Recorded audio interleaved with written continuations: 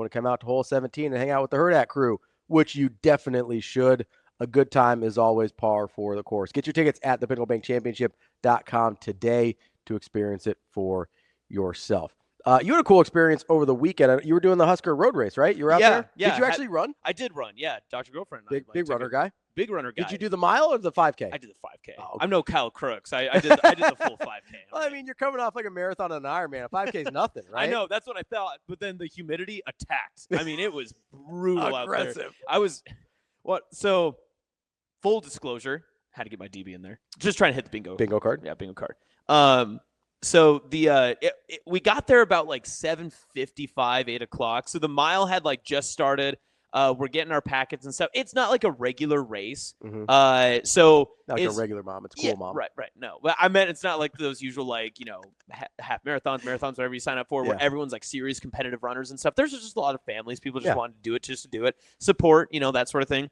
Come around, be around Nebraska football players. Right. And so we're standing out on the field at Memorial Stadium. Turf is incredible. It's very cool. Be able to kind of look at that, look at the new outlines and stuff. You get it. The sun starts to creep in. It was cooking on that field. I mean, brutal. And so, I saunter over to the opposing sideline, which, they've now painted completely black. That's Dante's Inferno right there. Oh. When the sun hits that thing. Yeah. We're out. I do not want to be a road team sitting in that thing in 85-degree heat. Like, no way. Love it. Those September games are going to be great. Yeah. That Houston Christian's about to boil. Although they are from Houston, they should be used to it. They should be. Houston's brutal. Yeah, that's going to be something. But yeah, it was a really cool experience there at the Husker Road Race. So what was it like with the I guess I've never been to it. Mm-hmm. What is kind of the player's role? I see him like running across the finish line with some guys and stuff like that, or some families and kids. Yeah. Like, what are the Huskers players doing kind of throughout that? Yeah, so some of them were set up strategically on the course to just give out high fives and support. Dylan did a great job. He was bumping a lot of good music. Mm-hmm. I'll give him that. Yeah. He was handing out a lot of high fives, dude. Dude's hands are gigantic, by the way. I mean, like, I felt like I could.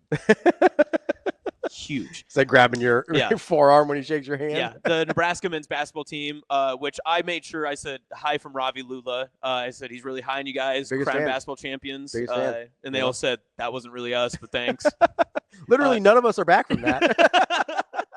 But they were handing out water, like at the halfway point. But yeah, some of them were just like working the course like you'd expect regular race volunteers. Some of them were helping with different kids that were running through, whether there was the mile or the 5K themselves. They were out there like on the course running with them.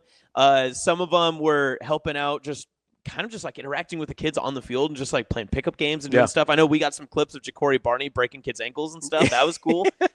So yeah, it was just, they did a great job of just interacting with the fans and the people that were at the road race. And the road race, the videos and everything that even we have come out with, it is as cool as it looks. Yeah. I promise. Like every time when I went out there, this is my first time running it, first time actually like seeing it and experiencing it. It's not like a normal 5K where everyone's, got their gel packets like, taped to their chest and there's Band-Aids everywhere and people are just like, retaping their ankles and stuff. Do people do that for a 5K?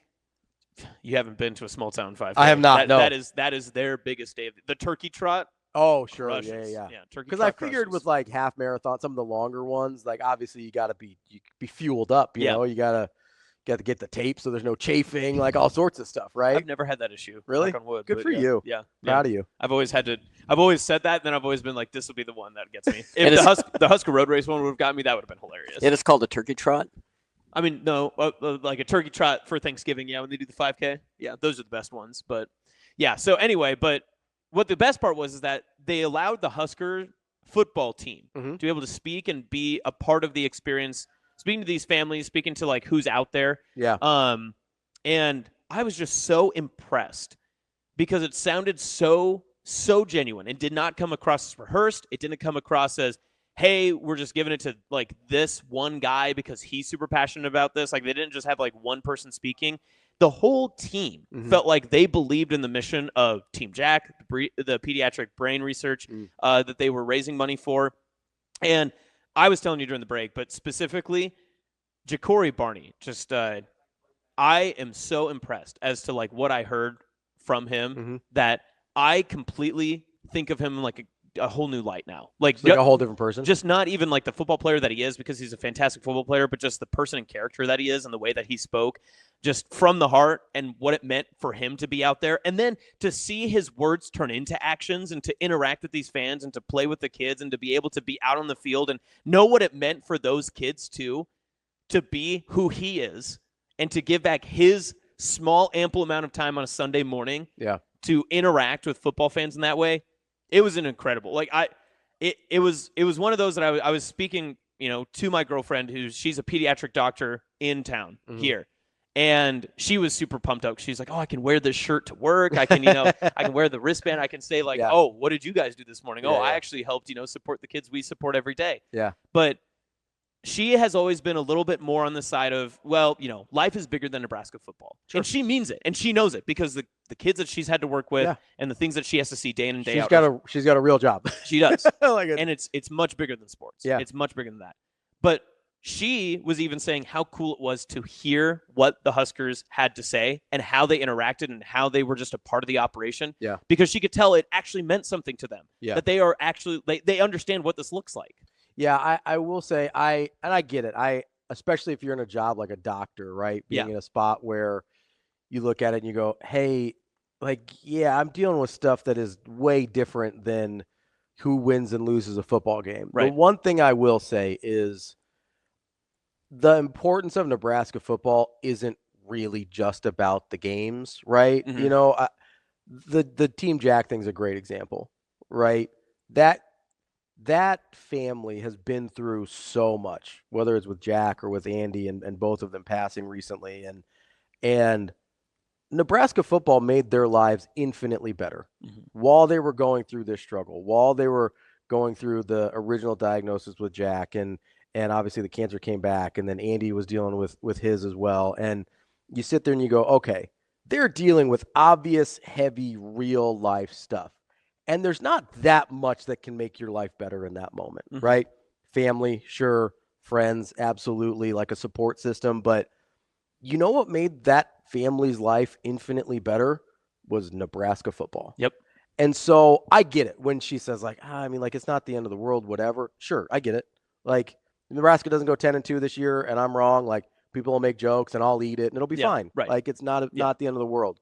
But when you get outside of the individual results and what the games actually are, it really is that important. I know that I've told this story before, so I won't go into the whole thing, but like when I was 7 and I got diagnosed with diabetes and it felt like the entire world was ending because I didn't know what was happening and kids didn't want to be around me because they knew I was sick and I felt like an outsider and I didn't know what was going on. Brooke Behringer sat me down at a camp and talked to me for a few minutes and I felt like from that day forward, I felt like everything was going to be okay. Yeah. I don't even remember what he said. I really don't. But I was like, if Brooke Behringer's okay sitting next to me, if he thinks I'm cool, I'm good. Yeah. Right? And so, Nebraska football made my life infinitely better. Before I even started working in sports in Nebraska, just as a scared kid, Nebraska football made my life better. As a scared kid and scared family, Nebraska football made Team Jack and Jack Hoffman and his whole family's lives better, right? And those are just two of countless examples, right, of what Nebraska football means to this community. That's why, that's part of the reason when I can sit here and I can go, okay, I can sit here and I can be pessimistic. And listen, I have been, right? When I think there's reason to be pessimistic, I don't hold back on that, right? I sit here and I go, okay, do I see a path to this being a really good football team? Yeah, I really do. And part of me, it's a football thing, and part of me is just, I want that for this state and for this fan base so badly. And for the first time in a long time, I actually think it's possible. And believe me when I say, too, that the team is very much worth fighting for and rooting for. Because the way that the interactions and everything that I just shared and stuff, and the way that they are bought in, I've never seen a Husker team. And I've been able to interact. I've been in different forms of media across the state. I've been able to be, in press conferences. I've been able to be a little bit behind the scenes, been doing some stuff, with Husker football and such. I've been kind of in the nitty gritty of it, much like you have, much like a lot of people that we talk to on our show are. But the way that this team's character is built, we had a big argument on Friday with, some people about, and especially in comments and chats online about how, oh, well, why don't they go after certain recruits and why isn't it always 5-star kids and all this stuff?